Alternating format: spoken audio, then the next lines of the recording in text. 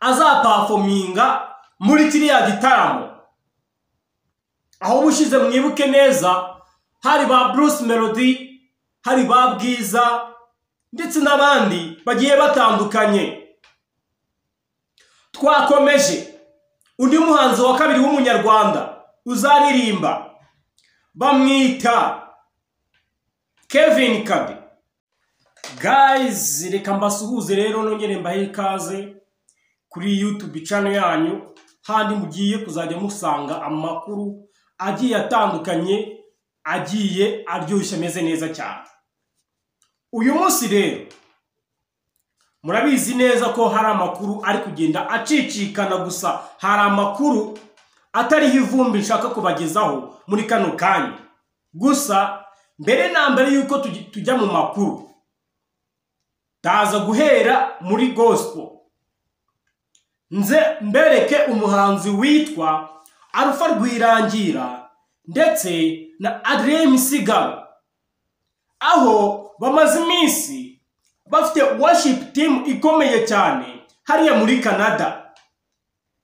Bafite rero indirimbo nyinshi bari kugenda baririmba bari kuramya Imana, ibintu byaje kunezeza abantu benshi cyane. Ubu kano kanya turi kuvugana, umuhanzi akaba n'umunyamakuru Yago Pondati wamaze kuba yakwibaruka umwana w'umuhungu. Amazina yiwe nayo ndaza kuyababwira. Turaza kuganira nanone ku ijambo riri kugenda rikoreshwa cyane hano mu myidagaduro, cyane cyane muri ba bantu bafite amarari, ijambo bita umupuri. Twongere tugaruke ku ijambo ryitwa ngo kubomora. Aya ni amagambo cyangwa se ni sirenge ziri kugenda zikoreshwa cyane cyane mu myidagaduro yo mu Rwanda, aho bari kuza bashaka kumvikanisha ibindi bintu.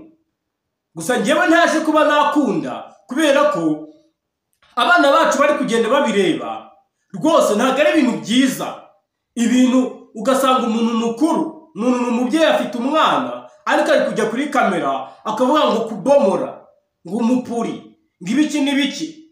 Ibi bintu ndaza kuba nabigarukaho n'ubundi, aho ndibuze kwinjirira Gen Z.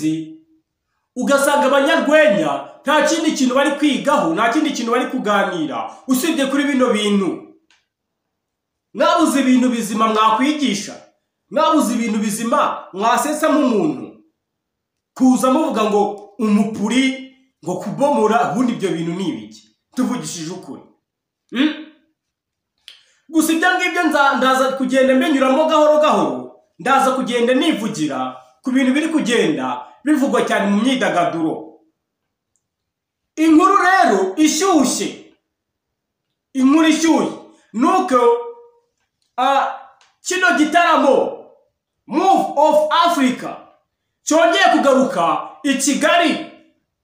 Ushobora kwibaza ngo nabahe bahanzi noneho batumiwemo kuzaririmba muri kino gitaramo.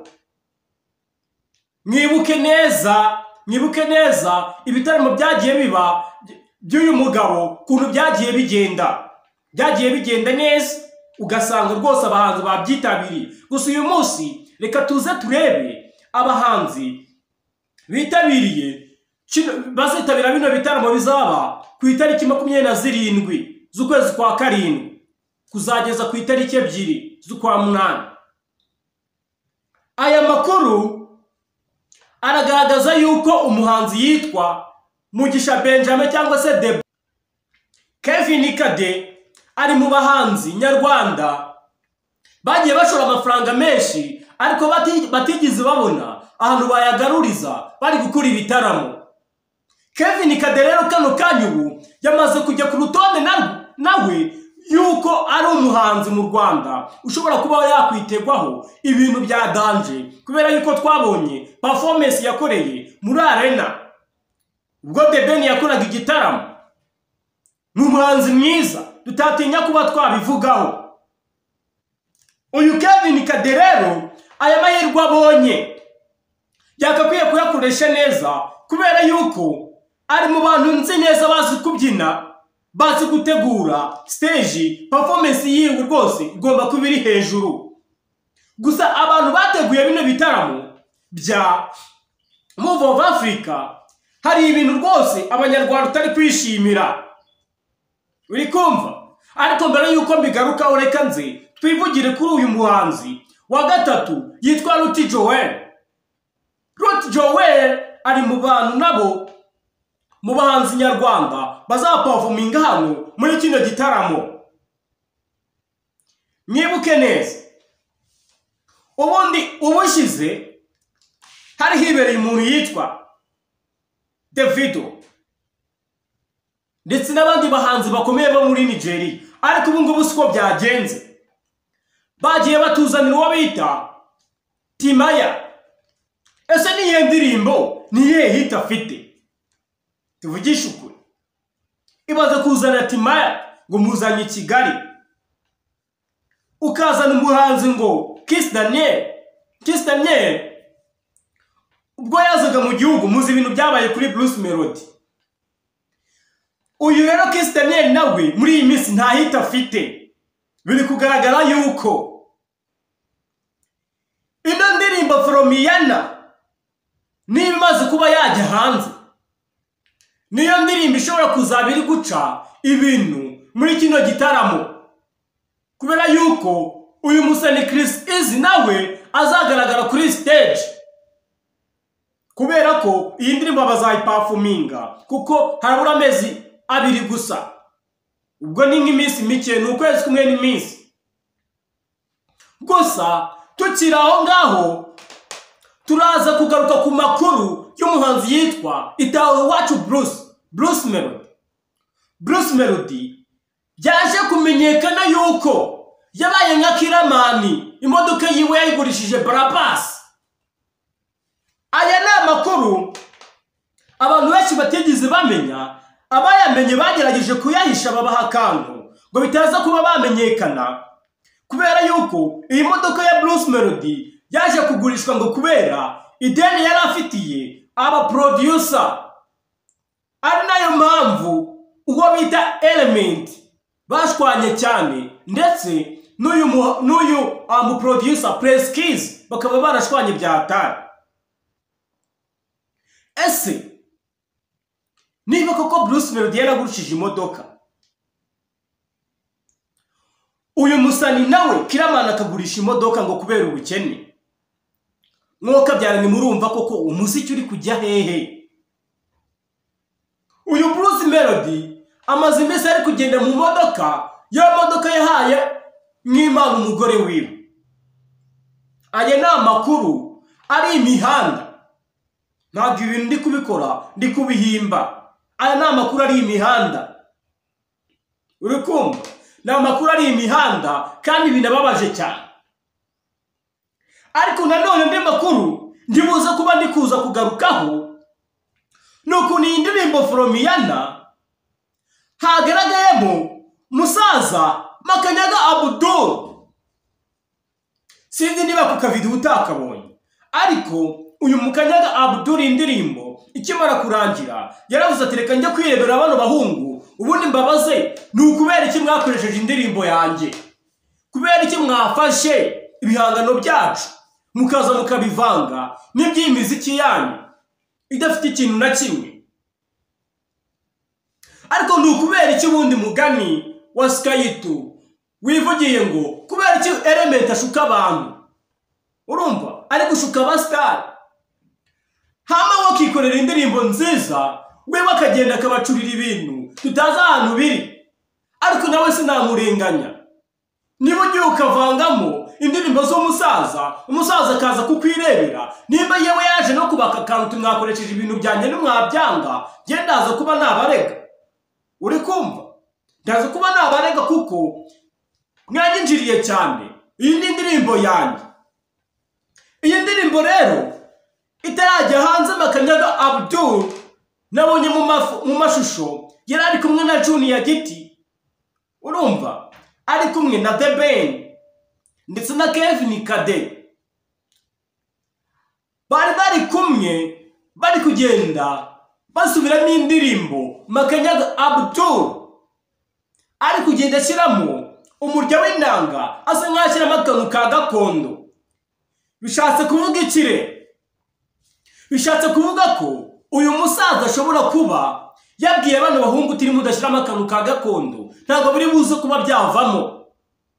Mushobora kuza kwitegura ko iyi ndirimbo From Iyana kuriya mwayumvise ishobora kuba yasubirwamo kubera ko Makanyaga Abdul namwiboneye muri video ari kugenda yongeramo utundi tuntu kandi ukumva ni utuntu twiza cyane turyoshye. Ahubwo se niba koko tudashaka kwicara ngo twige umuziki, yagahora bibabwira mukabyica amatwi, mukanga kubyumva.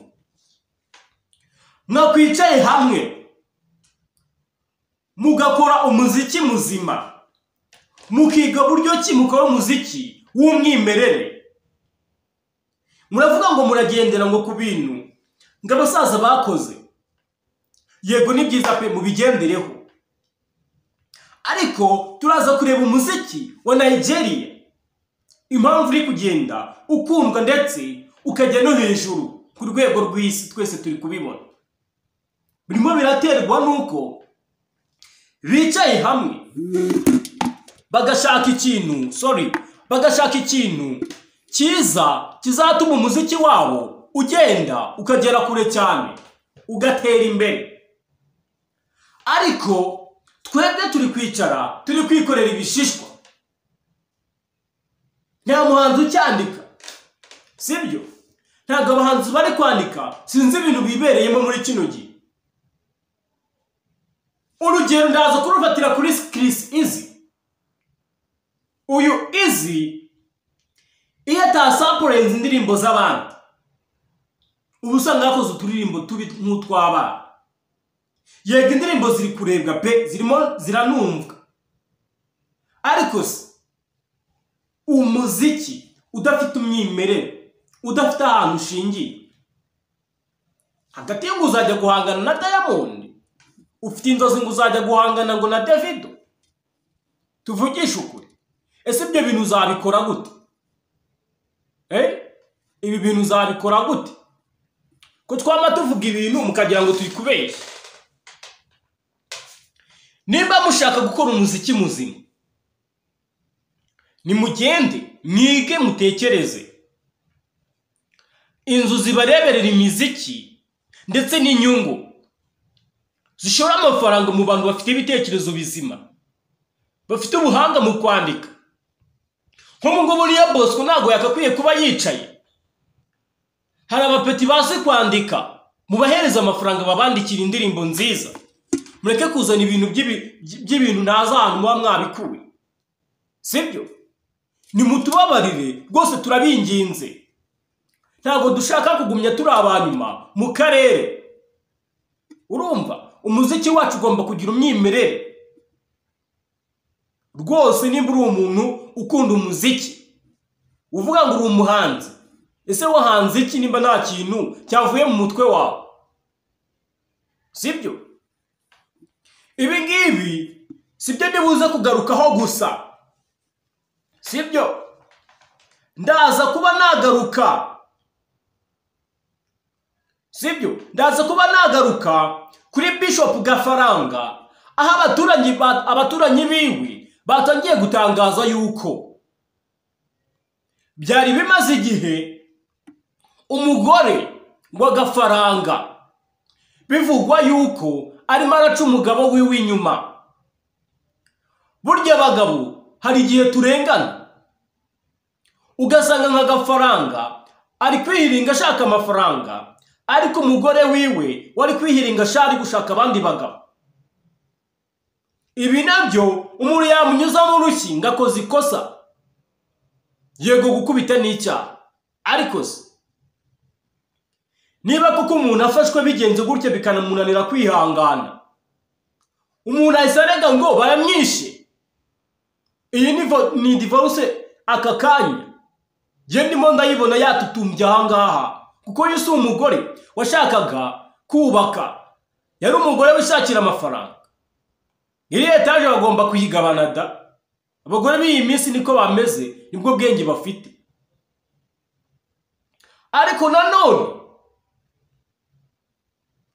tuze kwigarukira kuri aya makuru ya Move of Africa. Duse nkaho tuyatindaho cyane. Turabizi neza ko mu Rwanda dufite abantu bazi gutegura amashow meza. Right? Bazi gutegura ibirori bikagenda neza. Ariko mwihangane, bino bitaramo, kino gitaramo mu cyamamaze cyane, ngengeneyemo kubonamo Kevin Kade akora performance nziza. Nkeneye kubona abahanzi b'Abanyarwanda twe tuba twagize amahirwe yuko bino bitaramo bibera mu gihugu cyacu cy'u Rwanda. Tugomba kwitabira bino bitaramo. Reka nyamamaza hakiri kare. Ku itariki 27 z'ukwezi kwa karindwi ibi bintu bizatangira. Mugura amatike hakiri kare muri BK Arena, niho ibintu bizabera. Ariko ese muratekereza ko show zaba Bruce Melody, zaba Kendrick Lamar, za John Legend, abantu bari bitabiriye bino bitaramo bazaza no kuri The Ben na Kevin Kade? Bino ni ibintu tugomba kuba twakwibaza tukanatekerezaho. Ariko mbere na mbere mubanze mukunde ibintu byabereye mu gihugu cyanyu. Kiss Daniel ni umuhanzi mwiza, Timana ni umuhanzi mwiza, The Ben ni umuhanzi mwiza. Sibyo? Ni abahanzi beza kandi biri kugaragaza n'isura yacu y'Abanyarwanda yuko twebwe turabakirizi beza, twakira ibintu byiza. Ntabwo tujya twakira ibintu bibi. Uri kumva? Rero ngaruke ku izina ry'umwana wa Yago.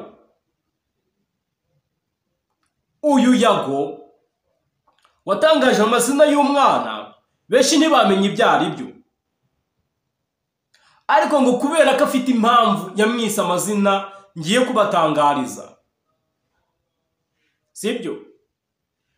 Ngafite impamvu we n'umugore we bise amazina yiwe gutya. Umwana w'umuhungu yitwa Yago Life 2. Niko niyumviye avuga.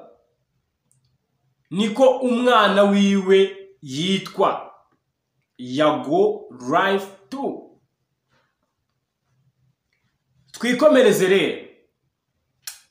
Ariko uyu munsi ntago mfite amakuru menshi ahambaye ndi buze kubaha arenza ya, ariko nje mbabwira ati mukore subscribe hasi, mukore subscribe mwoka byaramwe.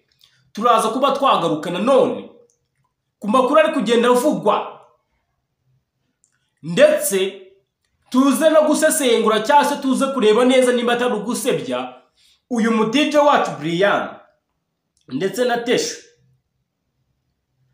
Bano bagore cyase bano bakobwa byaje kugaragara yuko ibifi binini mu Rwanda, ndavuga mu bantu bafite amacano, batigize bishimira ifungurwa rya cano rya DJ Brian. Aho Yago ndetse n'abandi bantu bagiye batandukanye, Yago yagiye avuga ngo reka mfate uyu mugore mwambika ubusa, ubu bigiye gutangira, muhagarare mwabatinganye mwe. Brian ndabizi neza ko utinganya na Tesha. Hari n'abandi bakobwa benshi cyane mwagiye mubesha urukundo, mubesha ngo muzabana, ari ukuryamana mukayita mubasiga. Ese koko DJ Brian yaba ari umutinganya? Aya ni amakuru ndashaka kwemeza neza, ariko ni amakuru ari imihanda uyu Pondati yavuze. ariko ndizera ko umuziki nitwawubakira mu matiku, ndumva kuvuga DJ Brian, ndumva nta kintu kiri buze kuzamuraho umuziki w'u Rwanda. Kuba wavuga kuri Gafaranga ukamuvuga nabi ugasanga igihugu cyose cyacitse ururondogoro kubera ayo makuru, nta kintu biri buze gufasha umuziki ndetse na sinema. Mureke ubwo twirebere umuziki. Je nibyo ndi kubabwira. Aho abanyamakuru bashyize imbaraga mu kwambikana ubusa, sibyo? Mu kwambikana ubusa, njyewe ntashimye aho kugira ibitekerezo byagutse bituma umuziki urushaho gutera imbere, muri kugenda mushwana. Mwaretse tugakora ibintu bizima, ko duhora tubigisha mukabyanga. Gusa hari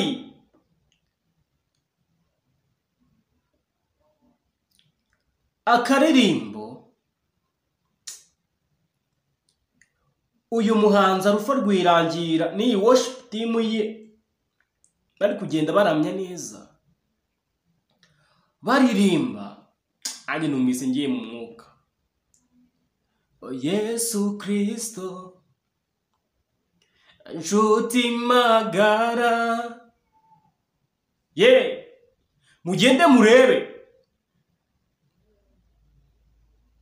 mugende murebe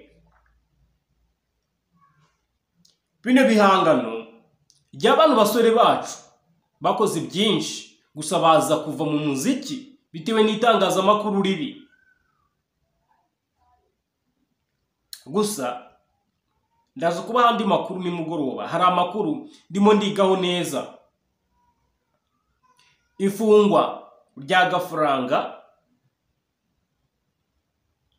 amakuru ya Brian koko ntohoze neza menye uko bimeze, dore ko twabonye na DJ Brian asaba imbabazi, twarabibonye twese. Turaza kureba neza impamvu yasabye zino mbabazi. Gusa ngiye nshimira Brian mwana, kabese ngiye ngushimira kubera ko ntago winangiye umutima wararukuwe kandi byiza. Reka rero babwire ngo ciao, amakuru nakagaruka buri munsi kubagezaho updates zigezweho mu gihugu. Thank you so much, mukore subscribe, like na comment, kandi ndabashimiye. Bye.